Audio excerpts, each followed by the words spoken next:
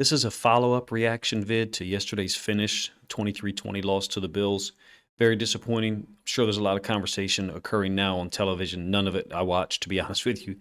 Social media, Twitter, I kind of track a little bit. If you have any consideration in joining a community where the interaction is like 99.9% positive, consider joining my Discord. I mean, like 63 Ravens fans are in there, respectfully talking about our opinions, our perspective on the game.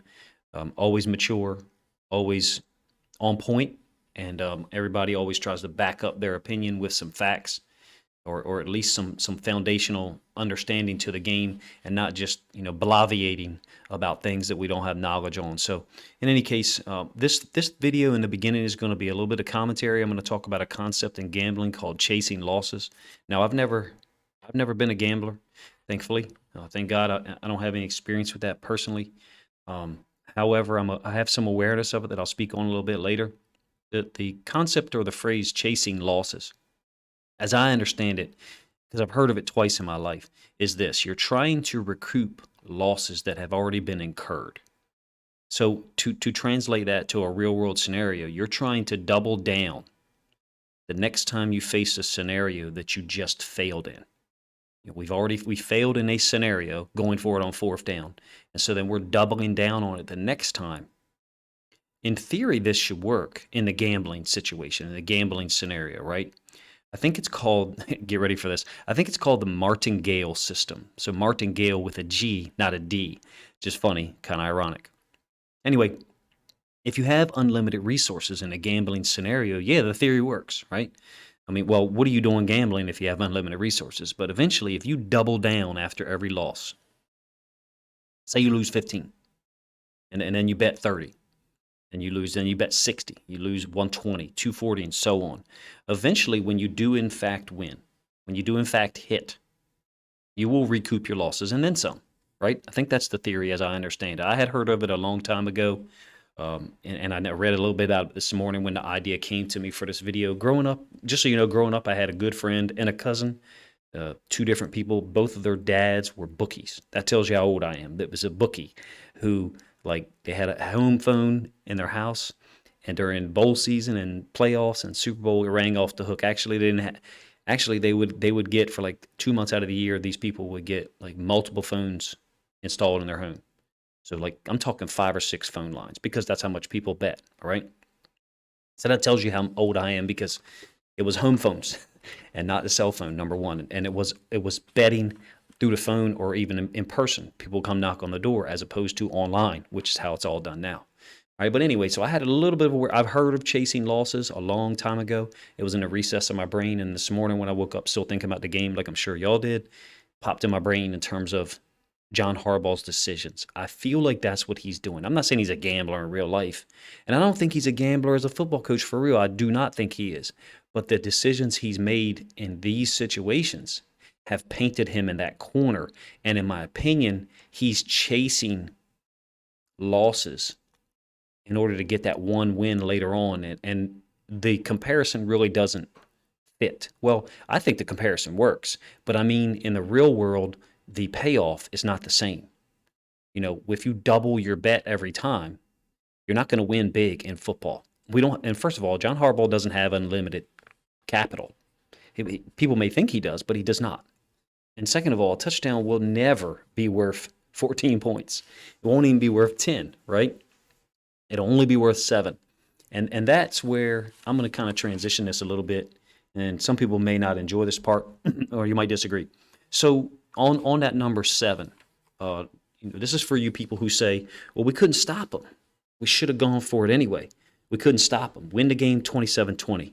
Well, there's so many holes in that statement. There's so many holes in your perspective. I'm sorry to tell you. It's very easy for me to point them out and then maybe poke a couple more. So here's number 1. The Bills' defense was balling. The Bills' defense has shut us down for about 30 minutes of gameplay. All right? So it's a low percent play that we're going to score. It's a low percentage play that we're going to score a touchdown in the first place. Like, just you saying and Harbaugh's choosing to go for it doesn't put points on board. You have to execute the play. And in my opinion, the gameplay, the game flow illustrated that we were not going to be able to do that. I estimate, and this is I'm I don't even think this is realistic. I estimate we had a 30% chance of succeeding in that situation, and I only say that because of Lamar Jackson. I Otherwise, I would say we had about a 10% chance of actually scoring a touchdown there. You guys can tell me what your perspective is. So the people who say we should have gone for it, it's theoretical. It's not even real. It's a fictitious touchdown that's not on the scoreboard and actually never did get posted on the scoreboard. So your perspective there, I'm sorry to tell you, is just wrong-headed and short-sighted. Right. Number two, and this is the one that I think I don't even know how people are going to react to this. If you think we can't stop them, then what the hell difference does 27-20 make? We don't win the game 27-20. We're in overtime at 27-27, according to you people who think we needed to go for it. Like, we can't stop them, right? We can't stop them. So actually, we wouldn't be, if we're gonna go ahead and take your perspective to the natural progression, to the final limit, then we wouldn't go to overtime 27-20. We would either win 28-26 or we would go into overtime 28-28. Because of course, if you say we needed a touchdown, you're going to go for two, right? I mean, we can't stop them. So 27-20 means nothing. They're going to march down and score. So under your fictitious scenario where we score a touchdown, because it didn't happen, we're not going to kick an extra point. Your perspective, the decision making you're advocating or you're supporting, necessitates, if you follow your line of thinking, that we have to go for two because we're not capable of stopping them, which is BS. Right? So it's all fictitious. It's all very transparent. That's not the right word. It's all very unsupported.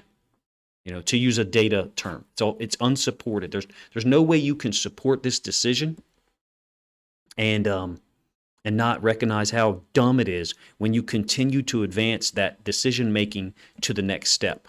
Going up 23-20, they could fumble the kickoff. We could stop them, which we did the previous possession on 3 and out. That was when Oweh sacked Allen on 3rd down. They could score in one play, they being the Bills. And then now we have the ball back down 27-23 and 2 timeouts and the possibility to go win the game 30-27. I get to say that, even though the evidence shows me that the Bills' defense would probably stop us in this scenario. But I get to say that because you're saying, some of you, we needed to go for it. It's a low percentage probability of success. All right, that's my rant. Let's look at some film and maybe why John Harbaugh thinks he's justified in doing this. Why is he chasing losses? Because it's succeeded before. I don't know much about gambling other than a little bit I told y'all earlier. I suspect that if a person's going to double down on their losses and continue to bet in the face of 4, 5, 6, 7 losses in a row, it's because at some point in their past, they actually hit. And to me, this is that hit right here. 2019 at Seattle, 3rd and 15, QB counter read. Should look familiar, right? Lamar for 13 or 14, 13, I think. And then the 4th and 2. Obviously, we've all seen the video. Harbaugh asked Lamar if he wants to go for it. Lamar says, yeah, coach. Awesome moment. Great stuff. Justice Hill on the field, by the way. Ronnie Stanley pulling. Hopefully we get to see him play this week. My point overall with this is we have succeeded in the past at certain times, and now we're chasing that feeling. We're chasing that moment. And in my opinion, in certain moments, we're betraying the fabric of the game. The fabric of the game, the way the game is played by strong, smart, explosive men who have amazing conditioning and ability to play 60 minutes and give you everything they've got, for themselves, selfishly, to make more money, and for their team to get wins, and for their coaches and their fans. Like, we're betraying the fabric of the game by being so short-sighted. Even within games, we're doing that. This is 2021 film, week 1. We've all seen it. Tyson Williams, great touchdown run, 4th and 1, 4th and 2 maybe. I love the play call. Don't get me wrong. Big play by him. Wish Tyson Williams continued success in his career. But even within games, we've shown predictability, and we've shown that we're not capable of adjusting. You can't give people intel like we do at times and then be surprised when they act on that intel. This is KJ Wright. He does not make this play if we don't succeed on that previous 4th down, right? That's not his gap. That is not KJ Wright's gap. When Ricard motions through here, he recognizes that Lamar's going to open opposite. So he's going to fold inside and then go through a gap, I think a gap, that is not his. This would not have happened if we didn't succeed earlier. Am I saying we should have kicked the field goal in this situation? No, that's not exactly what I'm saying there. That's a simplistic view. I'm showing you plays of us going for it on fourth down, and I'm going to lead to a point here as it relates to the Steelers game in 2021, where we lost 20-19 up there. Does it take guts to make these decisions? Of course it does. At some point, though, you have to recognize your perspective, your focus, and the manner in which you're making decisions is not benefiting the team. Even though some of these ones that I'm showing you, the QB counter read to Devonta Freeman against the Vikings, the 2-point the fourth down play to Ricard here after, there was a great drive by Ricard. Some of these against the Packers, even though some of these are succeeding in the game-winning scenarios, other than the Chiefs game, where Lamar finished the game with a play very similar to this one. Lamar's out at this point for the year. This is just four-man surface to one side with a fullback or tight end. And we're just running QB power. Even with these situations, in the game-winning moments, we have not converted these. In the Green Bay game, we didn't convert it. In the Steelers game, we didn't convert it. In the Dolphins game, we twice got stopped on fourth down, right? One of which was after 5 plays inside the 4. These actual next 4 or 5 plays are going to be in the wrong order. Give the Packers credit for this. This is a fake QB draw where Andrews is going to go to the middle of the field, look like he's going to block, and then turn around. Watch what this linebacker, which I think is Zadarius Smith, and I think that's Savage, who's from Maryland originally, I think. Watch what they do. Now, granted, these guys are looking at the quarterback, but look at their leverage. They've basically triangulated Andrews. They have not triple-teamed him. That's not what this is. But they have triangulated him in a way that it's impossible for Huntley to throw the football. Huntley has to scramble outside, failed 4th and goal, turnover on downs. In a little while, I'm going to show you the exact same play being run in week 4 earlier in the season. And the point is, defenses are prepared for us in these situations. And this relates to my overall point in the beginning. Defenses are prepared for us because we're predictable in these situations.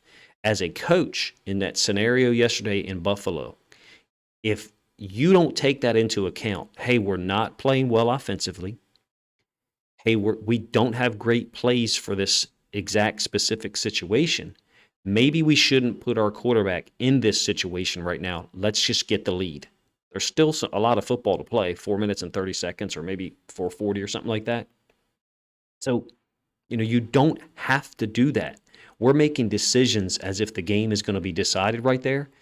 Thankfully, it isn't because so many times we fail at it. Okay, so this relates to the Steelers play, which I'll show you, I think, 2 plays from now.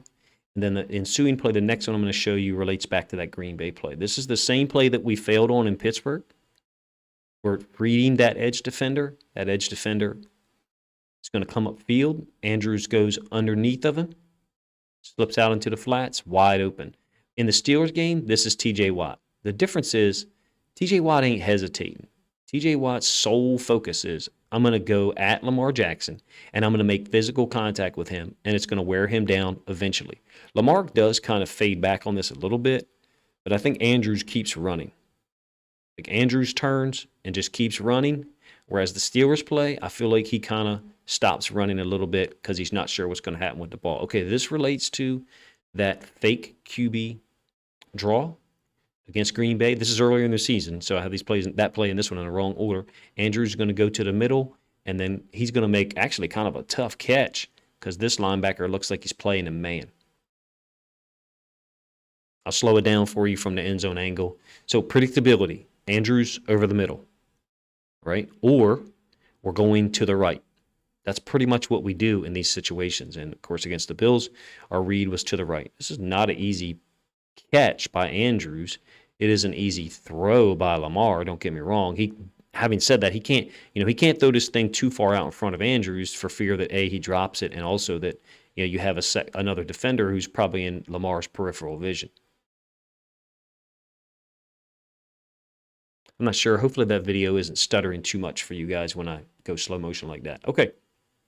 So that last one I showed you related to the Green Bay game later in the season. The Packers defense was prepared for it, no doubt, right? In this case, this one is the exact same concept as the one against the Colts. Andrews on the left. TJ Watt's going to go right at Lamar.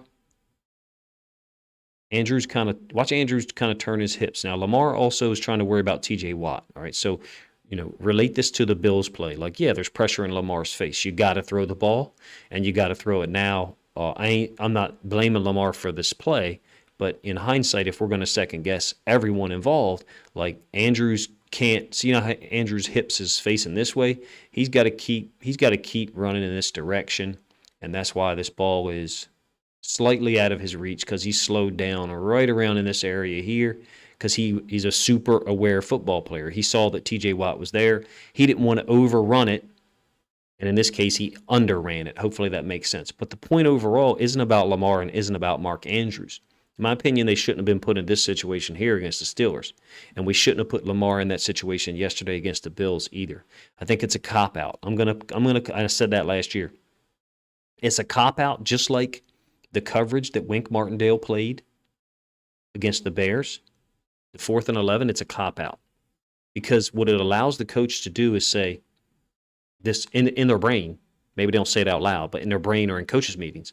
Oh, well, he messed up. He being the player. He messed up. Andrews dropped the ball. He messed up. Didn't throw the football soon enough. Those last two things I said about Andrews and Lamar, they may be slightly true. That's not the bigger point. That's like, I keep saying, missing the forest for the trees. It's not even about missing the forest for the trees at this point. It's about not seeing that there's a huge mountain behind the forest and the trees, and you're not seeing it at all. You're only seeing the trees. You don't, yeah, we can talk about the forest that you don't see, but you don't see that big old mountain behind it. These things here are a mountain. Stop putting the players in this situation. We're not succeeding in these situations. Let's go basketball. If you have a small forward who's really, really good at certain things, you don't post him up if he's not successful on post-ups in the final seconds of the game. If you have one play to win the game and your best player isn't a great post-up guy, stop making him post up. That's a somewhat simplistic explanation, but we're not succeeding in these situations at this point. In my opinion, it's the law of diminishing returns at this point. As we continue to go for these, we continue to fail bigger. And the chasing losses concept is something that popped into my brain this morning when I was thinking about it. Do I dislike John Harbaugh? No. Do I think he should be fired? No. But that decision is really something that's going to stick with this team for a while. Now, does it stick with this team for a week? Does it stick with this team for 2 weeks? What are grown men, and they're professionals, and they're high-level athletes that have been competing against other high-level athletes for years. I suspect that they've got high enough character to move on from the standpoint of preparing for the Bengals. I don't think we're going to walk out there and drop a 40-0 game like we did to Jacksonville in London when we weren't focused on the game for whatever reason. In this case, I do have tremendous anger and and disappointment in the decision, because I feel like it puts all the onus on the players. And especially even like talking about, Lamar shouldn't have thrown a pick down there. And then what? It's 4th down. He's trying to make a play. He recognized maybe a little too late that Duvernay was wide open. I'll do a breakdown once the all-22 comes out. It looks like to me Duve is wide open. It looks like to me they being the Bills defense was focused on Andrews, and Duve was sitting there for a moment. Lamar may have had trouble seeing it because it's a lot of bodies between him and Duve. We get to all 22 and we can look at it from like an elevated angle. Lamar doesn't have that. Lamar's looking at it from a 6'2" or 6'3" level with a whole bunch of 6'4" dudes between him. and Duvernay. In my opinion, that ball should be thrown to Duvernay, but it's easy for me to say that at this point. And I don't think Lamar should have been put in that situation. I think we should have been up 23-20 and keep playing football. And so I'll finish with this. I've never coached at any level near the NFL. I never will. But I have coached a long time. I've been involved in, I don't know, a couple hundred games, something like that, high school and youth. I had 19 different coaching friends text me because they know that I run this channel. I had 19 different coaching friends text me, not family members, coaching people I coached with, people I coached when they were high school students, and then they are now coaches, some of which are in college. And every single one of them was like, you could get fired for that decision. Me personally, I'm not there. I'm not going to go there because that's just not what I'm still focused on, the analysis of the play and the decision, because that's what this channel is focused on. So I understand if you have that anger and you have that perspective, it's not wrong-headed. In my opinion, we have gone too far and there needs to be a course correction.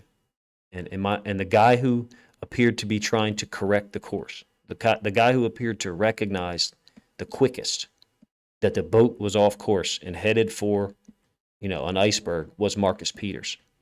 And just so you know, I'll go on record, like, I support that behavior completely, because when something's wrong, sometimes you have to be the bad guy and you have to point it out so everybody else can hopefully become aware that it's wrong. And we have 13 games left in this regular season, and it was short-sighted because we basically just told the defense, we don't think you can stop people when we need you to. It shouldn't be a surprise that we came out and didn't look like the same defense on that next possession as we did on the prior one. And if you're like, well, Coach, they had scored 10 points on us in the second half, that's true, they had. We didn't give our guys the opportunity, nor did we give them the most important thing that there is in life and the most important thing that there is in sports and competition: belief. And at this point, I don't know how you can recoup that absent being put in that same situation next time. I'm talking about Harbaugh. Being put in that same situation next time and not doubling down. Instead, choosing to make the right decision and give your team a chance to finish the game the way that football teams have tried to finish the game for 70, 80 years. With your defense getting a stop at home and you end up 3-1. Tough video for me to make. Hope you guys appreciate it. Let me know what you think of the conceptual discussion I had or commentary in the beginning, and then also my comparison to older plays. Got this idea from a Twitter user, Stacy Arnett, I think. So, shout out there that it was something that helped me produce some content. Hope you guys appreciate it. Let me know what you think in the comment section of this video. Please share it on social media if you think other Ravens fans might enjoy this video.